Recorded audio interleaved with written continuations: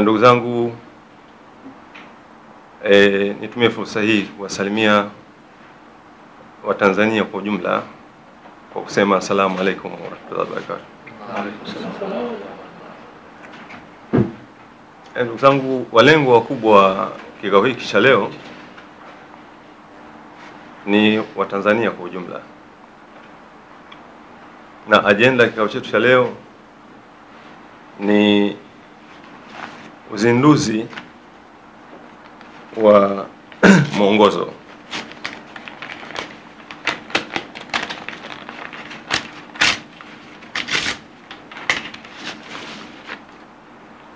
leo hii. Tunazindua mwongozo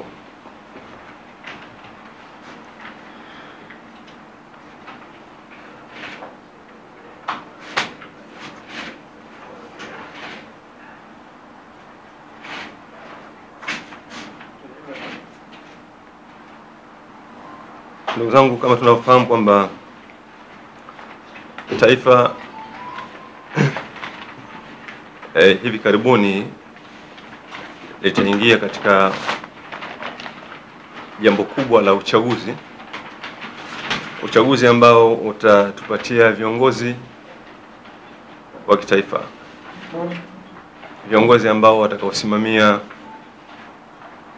au watakaopewa dhamana ya kusimamia maisha ya Tanzania pamoja na mambo yao mbalimbali. Kwa hivyo jambo hili ni kubwa. Kwa msingi huo, mamlaka za kijamii na mamlaka za serikali huwa zinakuwa na wajibu wa kuandaa wananchi kushiriki katika swala hili kubwa la uchaguzi, lakini vile vile kuwapa elimu au kuwapa maarifa ya namna watakavyoweza kupata viongozi ambao ni viongozi bora watakaoweza kupewa dhamana ya uongozi. Kwa muktadha huo, Shura ya Maimamu Tanzania kupitia umoja wao wa shura, kamati kuu ya siasa, ndio ambayo imeandaa mwongozo huu ambao leo hii tuna uzindua katika kikao hiki. Ndugu zangu, swala hili ni kubwa na ni swala ambalo linapaswa kuwekewa utaratibu utakaofanya wananchi waweze kulifanya kwa ufanisi. Mwongozo huu una mambo mengi sana ya msingi, lakini kwenye kikao hiki tutafanya muktasari, tutapitia kwa muktasari, tutafanya uchambuzi wa yale yomo ndani, lakini kwa upana zaidi, kwa kuwa unakwenda kwa wananchi, ni matarajio yetu kwamba watapata maelezo ya kutosha au maelekezo ya kutosha pale ambapo watakapokuwa wameusoma mwongozo huu. Mwongozo huu una sura 3, una sura 4. Kwanza kabisa una utangulizi, na pili una sura ya kwanza, na una sura ya pili, una sura ya 3 na ya 4, na mwisho ni hitimisho. Katika utangulizi wa mwongozo huu imezungumzia swala la corona, ugonjwa wa corona. Katika mlango wa kwanza, mwongozo umezungumzia swala la uchaguzi huru na wa haki, na katika mlango wa pili mwongozo umezungumzia swala la matakwa ya Waislamu kama kundi la kijamii, na sura ya 4, sura ya 3, mwongozo umezungumzia sifa za mgombea urais, na sura ya 4 mwongozo umezungumzia sifa za chama cha mgombea urais. Hizi ni sura 4 pamoja na utangulizi na kuna hitimisho. Tukianza na utangulizi, katika swala la utangulizi tumezungumzia swala la ugonjwa mkubwa wa COVID-19. Swala hili ni swala zito ambalo limeugharimu ulimwengu na madhara yake ni makubwa sana. Na hapa kwetu Tanzania kama sehemu ya ulimwengu pia tatizo hili limetusibu. Kwa mtazamo wetu ni kwamba jambo hili limeshughulikiwa, lakini katika hali isiyostahiki. Halikuwa na utaratibu mzuri katika kushughulikiwa. Sisi tunaamini kwamba swala la lockdown japo ya muda mfupi kwa madhumuni ya serikali kujipanga, lakini vile vile wananchi kujipanga, ilikuwa ni jambo muhimu sana lisiloepukika. Lakini hili halikufanywa na athari yake ilikuwa ni kubwa zaidi, kwa sababu serikali kama chombo chenye mamlaka hakikuweza kuwasaidia wananchi vizuri kutokana na kutokujipanga katika swala hili. Kimeshindwa kuwasaidia wananchi katika swala la elimu, lakini vile vile haikuweza kuwasaidia vile vile katika swala la huduma. Katika swala la elimu tumeshuhudia viongozi wakitoa maelekezo tofauti na wakipingana. Kiongozi mkubwa mmoja anaeleza utaratibu unaotakiwa kufuatwa na wananchi ni wa namna hii, lakini anasimama kiongozi mwingine anaonyesha kwamba utaratibu huo haufai. Hali hii ya kupingana viongozi ni jambo ambalo limetawala katika kipindi chote cha ugonjwa wa corona. Lakini katika swala la huduma pia tumeshuhudia baadhi ya wagonjwa wamekimbia kutoka katika hospitali. Tukio hili limetokea Dar es Salaam katika hospitali ya Amana. Baada ya wagonjwa kuwa hawajapata huduma au hakuna huduma, waliamua kutoka hospitali wakakimbia. Na haya mambo yamejitokeza pia katika maeneo mengine vile vile katika nchi yetu. Kwa hivyo ni wazi kwamba jambo hili halikuendewa katika ule utaratibu mzuri kulingana na uzito wa jambo lenyewe jinsi ulivyo. Ni jambo zito. Swala hili ni jambo zito, ni jambo zito, lakini kwa upande mwingine huenda ikawa pengine Mwenyezi Mungu amelileta pengine iwasaidie wa Tanzania katika kipindi hiki ambacho tunachokwenda kwenye kuweka safu ya uongozi. Yawezekana ikawa pengine Mwenyezi Mungu ameleta ili wasaidie kupima, kuona umakini wa watu katika yale mambo ambayo makubwa zaidi. Kwa hiyo kwenye utangulizi tumezungumza swala hili la ugonjwa huu mzito ambao umekumba dunia, na sisi Tanzania kama sehemu ya dunia tatizo hili lipo.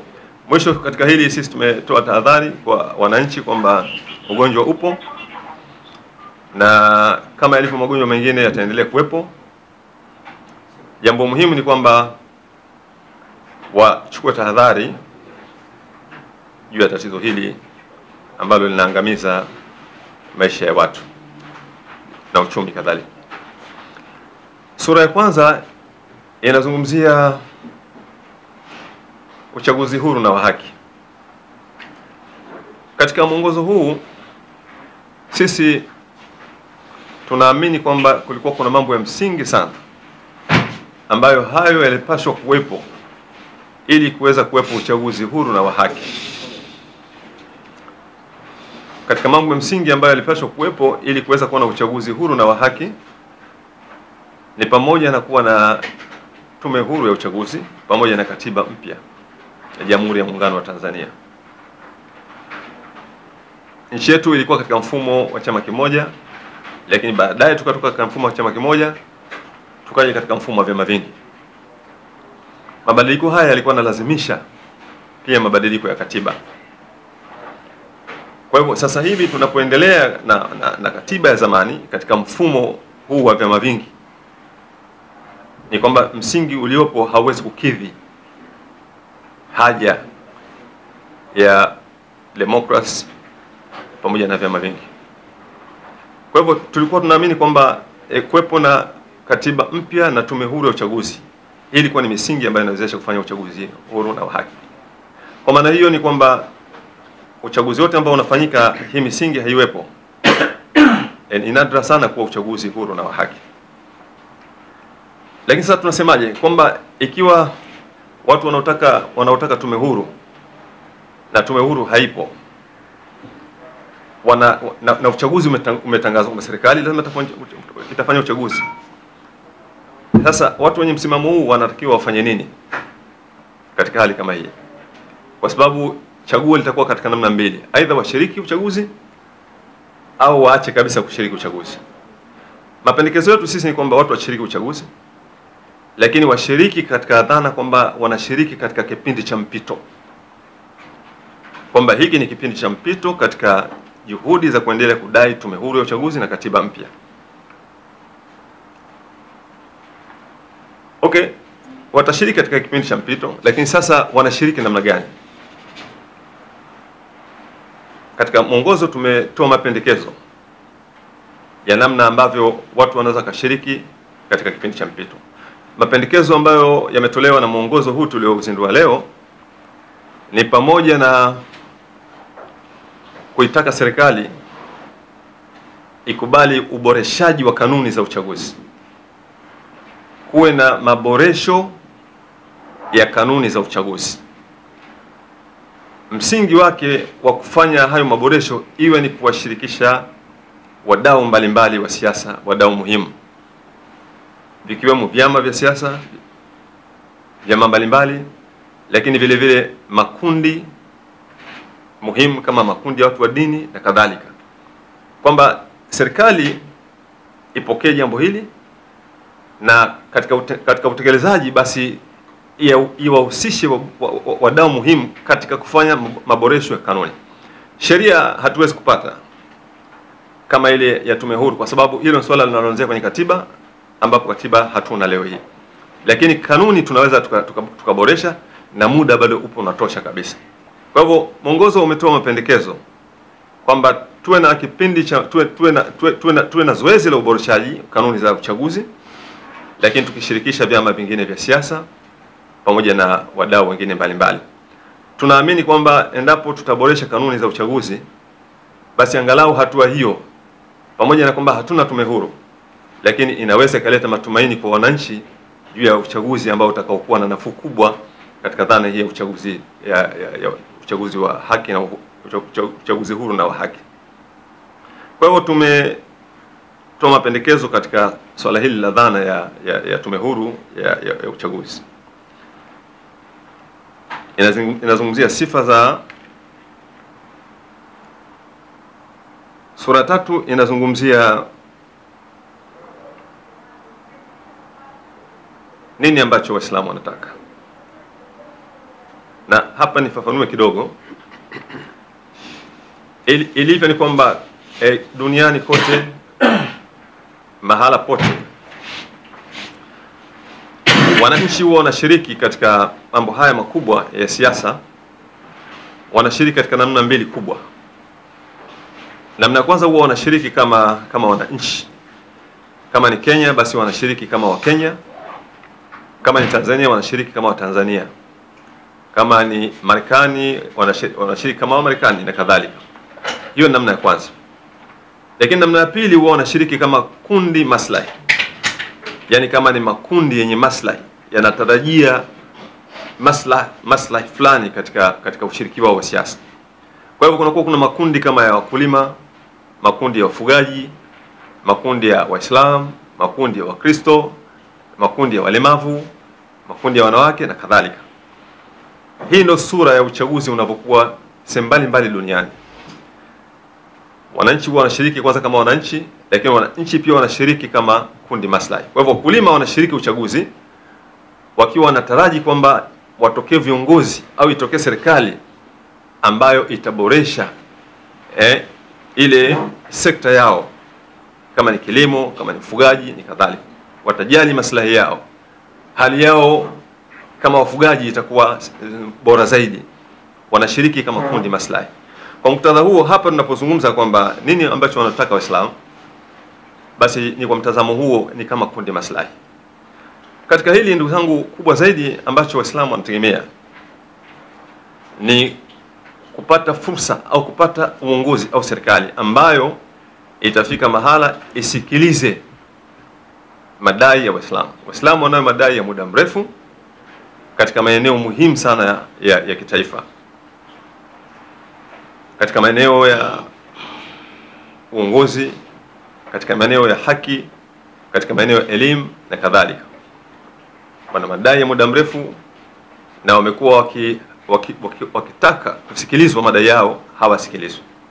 Katika hili tumefanya utafiti katika maeneo yote hayo, na ule utafiti tumeutia kwenye mwongozo huu kama ushahidi wa yale madai yao, ili kusukuma dhana nzima ya kusikiliza madai ya Waislamu katika taifa hili la Tanzania.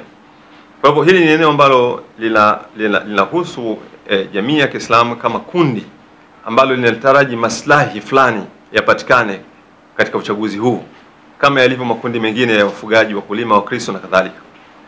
Huu ni mlango wa tatu katika mlango wa tatu katika mwongozo, mlango wa pili. Lakini mlango wa tatu ni sifa.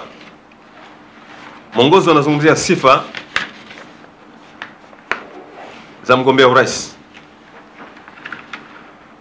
Hili ni jambo muhimu sana, na katika mkutano huu leo, kama tulivyosema kwamba tunazungumza kwa muhtasari, tumeteua tu baadhi ya sifa kama viashiria tu vya kuonyesha kile kilichomo ndani.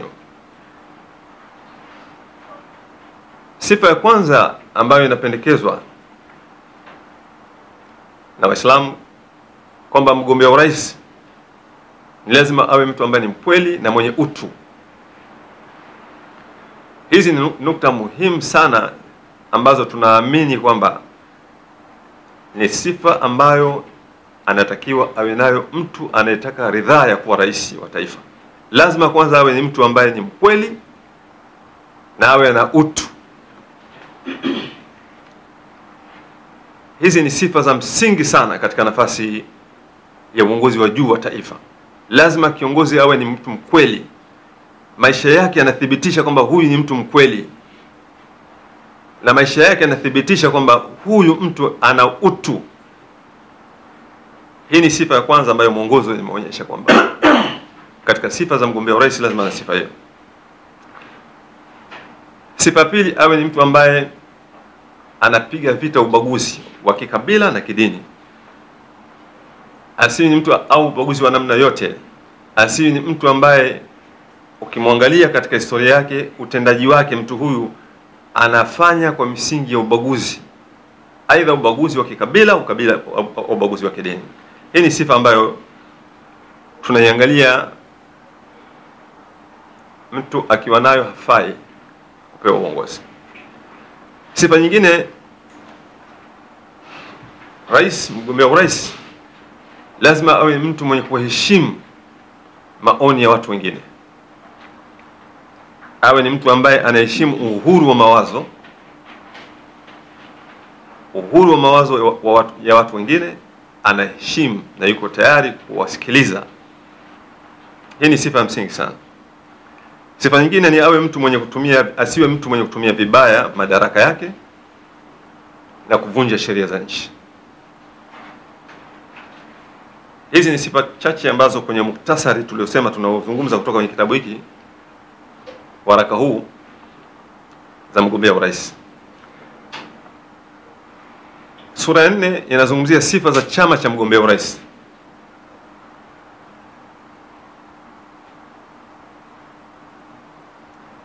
Sifa ya kwanza tunasema kwamba mgombea wa chama ni lazima anatoka katika chama ambacho kina dhamira ya kweli ya kuwepo vyama vingi vya siasa Tanzania. Lazima awe ana dhamira ya kweli, chama kiwe kina dhamira ya kweli ya kuwepo vyama vingi vya siasa nchini Tanzania. Chama ambacho kinachoamini usawa kati ya mataifa mawili yaliyoungana, kwamba hizi ni nchi mbili na ni nchi mbili ambazo ziko sawa sawa, na kila nchi inapashwa kuheshimiwa kama taifa, na wananchi wake wana uhuru katika mambo yao, wana uhuru katika kuweka uongozi wa taifa lao. Mgombea anayetoka kwenye chama ambacho kina mtazamo huo, huyo ndo mgombea ambaye anafaa, au ndicho chama ambacho kinafaa mgombea wake kupewa ridhaa ya kuongoza.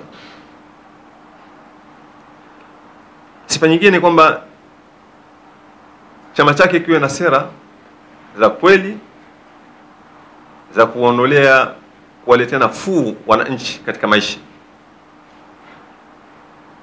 Mgombea awe anatoka katika chama ambacho kina sera za kweli zinazowaletea wananchi unafuu katika maisha, katika chakula, ada, matibabu, kilimo na kadhalika. Sera za chama ziwe zinathibitisha kwamba zinaleta unafuu katika maisha ya watu.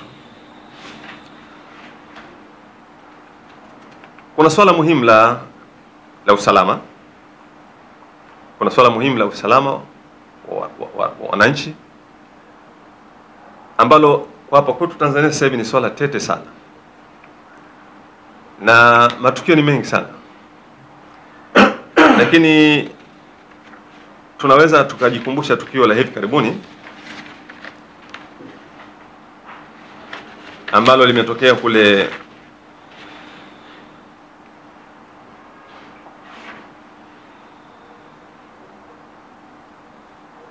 Kilwa tarehe 27 mwezi wa 4 mwaka huu. Watu wapatao 10 wakiwa na defender 2 walikwenda wakavamia kijiji na wakawakamata watu zaidi ya 10 wananchi na wakaondoka nao. Mbunge ambaye ni mbunge wa chama cha upinzani alifanya juhudi kubwa sana, akaenda kwenye mamlaka zote zile ambazo ndio zenye dhamana ya usalama wa raia na mali zao, lakini alichoelezwa na vile vyombo kwamba havijui ni kina nani walioteka hao watu na kuwachukua na kuondoka nao, havijui vile vyombo vya usalama. Lakini baada ya siku chache wale watu walipatikana, wakiwa baadhi yao, mmoja hakupatikana, lakini waliosalia walipatikana wakiwa na majeraha makubwa sana. Lakini hali kama hii ya watu kutekwa na kupotea ni jambo linaloendelea hapa nchini kwetu Tanzania, na wako watu wengi sana ambao wamepotea moja kwa moja. Miongoni mwao ni kama Sheikh Habib Mohamed Gora, Sheikh Khatib Yunus, mwandishi Azwari Gwandu, mwanasiasa Ben Sanane na wengine. Kwa hivyo watu ambao wamekuwa wakichukuliwa, wakitekwa ni wengi. Lakini pia tumeshuhudia vile vile watu ambao wamekuwa wanapotea na meti zao kuokotwa hovyo kama baharini na kadhalika. Ni jambo ambalo linafahamika kwa Watanzania wote. Kwa hiyo kwenye swala la usalama ni swala tete sana hapa nchini kwetu. Kwa hivyo tunahitaji chama ambacho kitaunda serikali ambayo ina uwezo wa kuwalinda raia na mali zao. Hii ni katika sifa muhimu sana ambayo tunaamini kwamba inapaswa kuzingatiwa na Watanzania katika swala zima la kuteua viongozi katika uchaguzi unaokuja Oktoba. Kuna swala la uchumi. Kuna swala la uchumi ni muhimu. Ifahamike kwamba wananchi wana kiu kubwa sana ya kuwepo na mfumo ambao unaweza kuwasaidia kukuza hali zao za maisha.